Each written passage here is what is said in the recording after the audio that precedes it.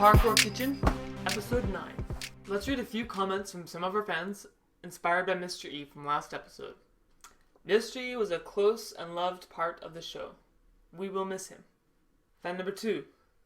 It reminds me of my siblings growing up. We always experimented for the better and worse. Funny, I don't recall anything we made, just memories of us together at the counter. Thank you for your comments. Moving on to stocking the pantry.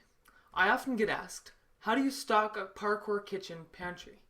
How do you keep and manage all the food that you bring in and take out of the kitchen? So, on today's episode, we're going to look at 3 easy guidelines for managing your kitchen pantry. Guideline number 1, diversify the variety so you have well-balanced options for eating in the kitchen. Item number 2, organize everything according to likeness and ease for access. And part number 3, how do you know when you have too much of anything? And how do you manage all the food over the long haul? We're going to explore each of these options. First, the pyramid. Most of you have probably seen the food pyramid. It outlines general guidelines for having a very healthy and well-balanced diet. When you go to the grocery store, ensure that you're getting a wide variety of different foods from across the different areas of the pyramid. You should have a good selection of grains, vegetables, fruits, proteins, and the like matter categories in order to have a well-balanced diet available in your home. A wide variety of grains would include pastas, rice, potatoes, flour, bread, oats, and a larger variety. Explore what your local grocery store has. Make sure you have a wide variety of vegetables: spinach, kale, broccoli, leeks, carrots, celery, cabbage. The list goes on and on and on. This is our fruit bowl. Here we store large amounts of fruits, including bananas, oranges, lemons, and it looks like that's all we have for today. We also include tomatoes in our fruit bowl. They're not technically considered fruit, but they could be. Note that our tomatoes are not stored in the fridge. If you want a ripe, rich, tomatoey flavor that's savory, keep your tomatoes stored at room temperature. And the fruit bowl in the kitchen on the counter also makes a great piece of art that has a lot of color to it. You can also include strawberries, blueberries, grapefruit, kiwis. When you have a wide selection available, you're likely to grab them and eat them on the go and eat them more frequently, which is better and healthier for everybody. Next, organize your kitchen in an easy fashion. When you organize your kitchen, you need to assess the space that you're in.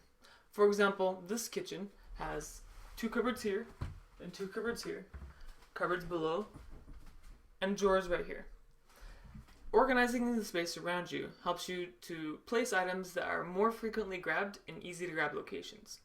For example, these cupboards right here are the fast and easy access points.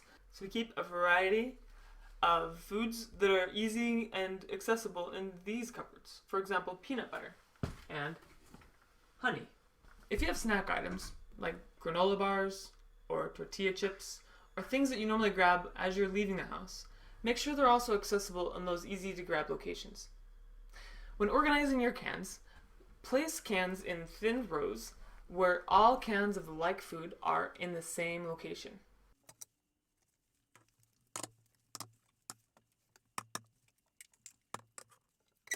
By placing your canned items in thin rows where you stack like items on each other, all it takes is a quick glance in the cupboard to know what inventory you have and about how much is left of that inventory. As you use items, simply take them from the front of the row and move items forward so that you're always cycling through your inventory. Remember, stacked thin rows, and keep all your similar items in the same location. It makes it much easier to know exactly what you have. What you don't want to see is this inside of a cupboard.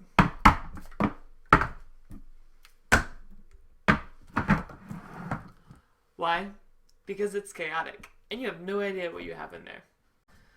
Also, on organizing your stuff, make sure to put heavy items at a low spot or mid-level location. Storing things heavy higher up only leads to catastrophe. Alright, let's put down the rice bowl. Last part of today's show, manage what you have. Let's look at 4 ways to know you have too much of anything in your kitchen. Number 1, stocking dissimilar foods. Ta-da! How many of you have similar things like this in your cupboard? Number 2, the same item in multiple locations.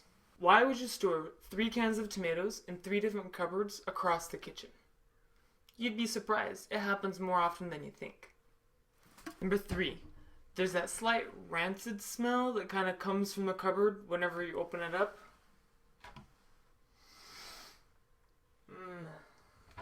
Yeah, that's a sign there's probably too much of something in there for way too long. And number 4, multiple packages of the same thing all opened. You didn't know what you opened before, so you grabbed what you first saw and opened it again. That's a sign you have too much of that thing, or that you're not able to manage it appropriately. What are some ways that you can manage the inventory that you do have? Good management practice number 1. Go through your cupboards on a regular basis for a casual inventory. That may be weekly or monthly. Whenever you go through your cupboards, all you have to do is open them up, take a quick glance at what you have, and note anything that might have been misplaced in the back. Rearrange it to the appropriate spot so that you can easily access it and use it before it goes bad. If you've stored everything in its appropriate location with like items and put your cans in rows, and you didn't stack dissimilar items, then doing an inventory would be easy and quick. It's a simple glance, look, note, and go. Good management practice number 2. Slate older items to be eaten first. It's intuitive, I know, but again, it happens more frequently than not. When you find something in the cupboard that's been there for a while, check the expiration date. If it's past due, determine whether it's still good. And if it is, keep it. If not, throw it away. Whenever you have items that have been in the cupboard for a while, make sure you bring them to the front or set them on the counter. Then when you're doing parkour kitchen cooking, you can use that as an alternative or an additive to whatever food you're making. Good management practice number 3. Purposely run out of a particular item so that you can explore alternatives. Whether it be tomato sauce, flour, beans, cheese, or anything. When you run out of an item, think, let's let ourselves go without this for a week so we can try to use other things to substitute for it. It's a great way to try creating and exploring as you cook. Number 4, keep a short list of items that you plan to pick up at the grocery store, whether it be a written out list or an app on your phone.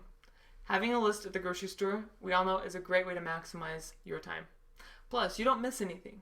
If you have to go to the grocery store multiple times in a week, you're probably going to end up buying more than you anticipated and costing you more money. But if you maximize your efficiency at the grocery store, getting a list of items that you know you'll need, then you end up spending less time at the grocery store and usually less out of your wallet. These have been great tips for stocking the pantry, and we'll see you in episode 10.